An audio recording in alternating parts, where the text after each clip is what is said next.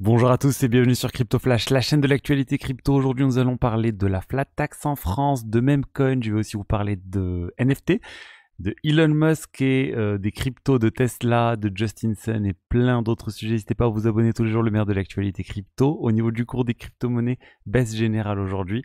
Le marché a baissé d'environ 3% avec BTC en baisse de 1,4%, 66 000 dollars, Ethereum moins 4%. Et je voulais revenir sur Ethereum parce que c'est vraiment une ambiance de bear market pour Ethereum, vraiment beaucoup plus que le reste du marché. Il y a plein d'avis négatifs actuellement sur cette crypto, comme quoi ça serait une crypto qui serait pas performante, que ça va jamais repartir, que c'est dépassé d'une part par le BTC et même au niveau des altcoins par d'autres blockchains qui viennent vraiment surperformer les performances de l'Ether. Alors moi je suis d'accord sur le sens, on va dire, pure performance. Oui, l'Ether est en train de sous-performer Solana, par exemple, ou le BTC sur plusieurs mois et voire plus d'un an maintenant. Mais pour moi, je reste persuadé que rien n'a changé sur les fondamentaux de l'Ether. Tout est vraiment conforme à ce qui était prévu en termes de roadmap, en termes de développement des solutions niveau 2 qui sont en train de prendre d'une certaine manière des parts de marché au réseau principal Ethereum, mais il va y en avoir beaucoup d'autres. Il va y avoir beaucoup d'L2, beaucoup de transactions et au final, on va repasser sur quelque chose de beaucoup plus déflationnaire sur l'Ether. Et même maintenant, on n'est pas non plus à une inflation énorme sur le réseau Ethereum. On est à quelque chose qui reste en dessous, par exemple, de l'inflation actuelle du BTC. Même s'il y a une différence fondamentale avec le BTC qui est limité à 21 millions alors que l'Ether n'est pas limité et que ça change tout simplement en fonction du nombre de transactions. Regardez l'inflation sur l'Ether actuellement, on est à peine à 0,36% si on prend le rythme des 7 derniers jours. Donc ça reste vraiment très bas. Donc voilà, je voulais revenir sur ce point en disant que voilà, mon avis en tout cas n'a pas changé, je reste extrêmement bullish sur cette crypto. Et parlons tout de suite du budget 2025 avec cette flat tax. Est-ce qu'elle va partir? Est-ce qu'elle va pas sauter?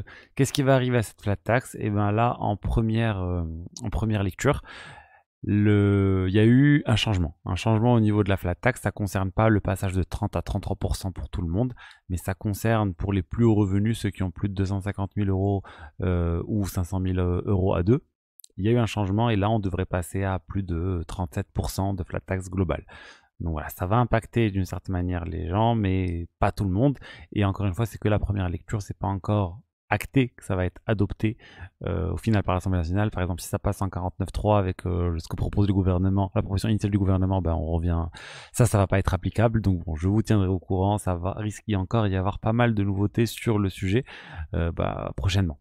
Sinon, l'amendement, plutôt la proposition pour taxer les Français, même s'ils sont résidents à l'étranger, elle n'est pas passée. La flat tax à 33% pour tout le monde n'est pas passée. Donc il y a eu quand même des choses assez bien, mais il y a eu ce petit changement pour ceux qui gagnent beaucoup.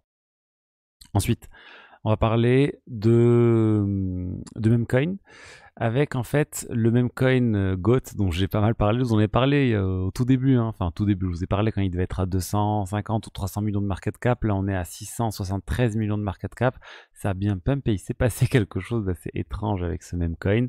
On a en fait le président de Coinbase, Brian Armstrong, qui a tweeté à Truth Terminal, qui est le compte Twitter associé à ce même coin, on va dire. Il lui a dit: bon, je sais que tu as un crypto wallet, mais que c'est ton créateur qui le gère pour toi. Est-ce que tu n'as pas envie d'avoir ton propre wallet vraiment que tu vas gérer toi-même?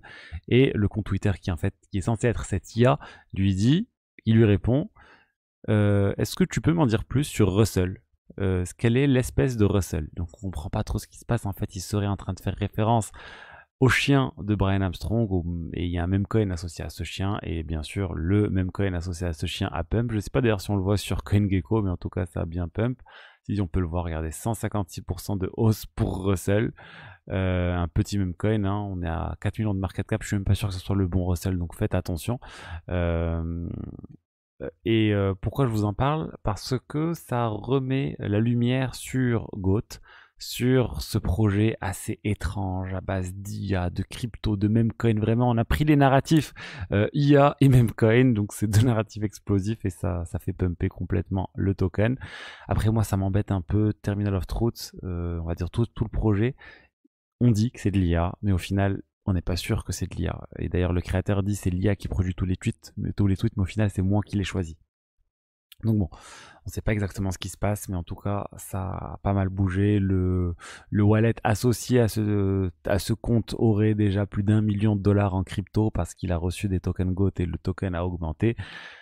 Certains disent que voilà, c'est le futur des agents IA, le premier agent IA millionnaire, mais bon, je pense encore une fois, on est juste sur beaucoup de spéculation. On va sûrement avoir une tonne de même coins similaires basés sur des IA et basés sur des comptes Twitter, comme on a pu avoir une tonne de mini-apps sur Telegram.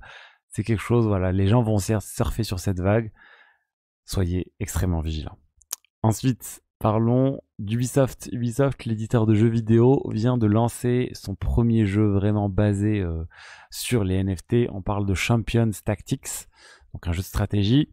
C'est un free-to-play, donc vous pouvez déjà le tester sans rien payer.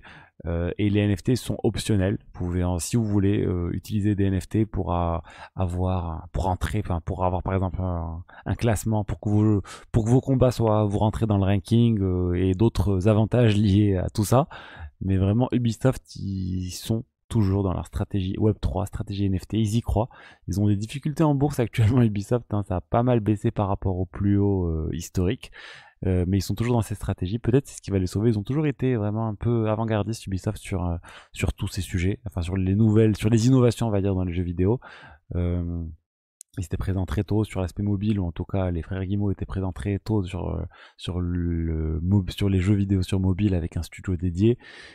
Donc voilà, on va voir ce que va donner tout ça. On parle beaucoup moins du gaming actuellement et des cryptos. Ça a pas mal baissé, mais je pense que voilà, si ça revient, ça reviendra par des jeux un peu grand public comme ça, comme Champions Tactics, qui auront une composante NFT comme on a pu le voir dernièrement avec le jeu Off the Grid sur Avalanche. Pareil, il y a cette composante optionnelle Web3. Ensuite, je vous ai dit Elon Musk et les cryptos, de quoi je voulais vous parler. J'avais fait une news sur le sujet il y a quelques temps, comme quoi Elon Musk, potentiellement, il serait en train de vendre les cryptos détenus par Tesla, parce qu'on a eu un mouvement de 776 millions de dollars de Bitcoin détenus par Tesla qui avait bougé, qui avait changé de wallet. Et là, on a Arkham, donc les spécialistes de l'analyse de la blockchain, des investigations, vraiment, ils essayent de révéler un certain nombre de choses qui se passent sur la blockchain. Mais ils disent, écoutez, nous, après notre recherche, on en conclut en fait que Tesla ne serait pas en train de vendre ces cryptos, mais ils auraient juste fait une rotation de wallets et que les divers wallets sur lesquels ils ont transféré les 776 millions de dollars appartiendraient toujours à Tesla. Donc ça serait juste une simple rotation pour des raisons techniques, pour des raisons de sécurité. Voilà, ça fait 2 ans que ça n'a pas bougé, ben maintenant ils les bougent pour améliorer la sécurité par exemple, ou changer de fournisseur de custody, donc le fournisseur qui leur garde les cryptos. C'est très possible. Donc au final, en fait, on se dirige plus vers Elon Musk qui est en train de hold, du coup de ne pas vendre les cryptos qu'il a, plutôt qu'il soit sur un Elon Musk en train de se séparer de ces centaines de millions de dollars de Bitcoin. Tesla est l'une des sociétés cotées qui a le plus de Bitcoin, le plus de crypto tout court. Il y a bien sûr MicroStrategy devant, il y a 2 ou 3 sociétés de minage de Bitcoin, mais à part ça, vraiment, Tesla, ils sont très très bien positionnés. Ensuite, ça fait longtemps que je vous ai pas parlé de l'affaire WBTC, les wrapped Bitcoin qui auraient été en partie rachetés par Justin Sun. On a là une interview qui a été faite par Coindesk un dirigeant de la nouvelle société qui manipulerait ou qui serait aussi en partie responsable de la gestion des WBTC. Et moi, je voulais parler d'un seul truc, ce qui m'a un peu marqué. Ils lui ont dit en fait qui sont les actionnaires en fait de cette nouvelle société. Et Coindesk a réussi à trouver la liste des actionnaires et on trouve en fait BitGo qui a à peine 30 000 actions, donc c'est l'actionnaire minoritaire. Mais ensuite on trouve voilà 1, 2, 3, 4, 5 sociétés différentes qui ont tous 600 000 actions, donc c'est vraiment les actionnaires majoritaires. Le nom des sociétés commence quasiment toujours par digital quelque chose, à part la dernière. Elles sont toutes immatriculées, en tout cas leur adresse est dans les British Virgin Islands. Ils ont tous la même adresse. Regardez, je vous laisse, c'est exactement la même adresse dans ces îles. Et voilà, donc c'est un peu étrange. Ça ressemble quand même beaucoup à quelqu'un qui est en train d'essayer de cacher exactement qui est derrière la société. Du coup, ça serait en fait un coup de Justin Sun. Ça ressemble beaucoup à un coup de Justin Sun qui prendrait le contrôle d'une société pour cacher son identité. Alors, ils ont dit, le dirigeant a dit non, il n'y a pas de lien. Justin Sun n'est pas impliqué direct ou indirectement dans ces sociétés. Mais voilà, il peut peut-être jouer sur les mots et c'est peut-être des sociétés qui détiennent ces sociétés qui appartiennent à Justin Sun. Enfin bon, en tout cas, ça, voilà, on voit très bien ici que il y a quelque chose, ils essayent de brouiller les pistes, c'est très difficile de remonter qui est derrière, ensuite, enfin, qui sont les actionnaires derrière ces sociétés. Donc bon, pour moi, ça, c'est pas en train de prouver que Justin Sun n'est pas derrière tout ça, et on a pu le voir avec Huobi où il a essayé de cacher au départ qu'il était derrière le rachat de cet exchange, et au final, on se doute quand même qu'il est bien derrière Huobi, il est très impliqué en tout cas sur cette plateforme. Donc bon, voilà, en tout cas, ils ont une vision pour le WBTC, ils disent on veut multiplier par 10 la quantité de WBTC disponible, mais là pour moi ça va être très compliqué, de plus en plus de concurrence. CBBTC, donc de Coinbase, est quand même très bien positionné, plus transparent d'une certaine manière, même s'il manque aussi de transparence sur la blockchain et sur l'aspect preuve de réserve, mais bon.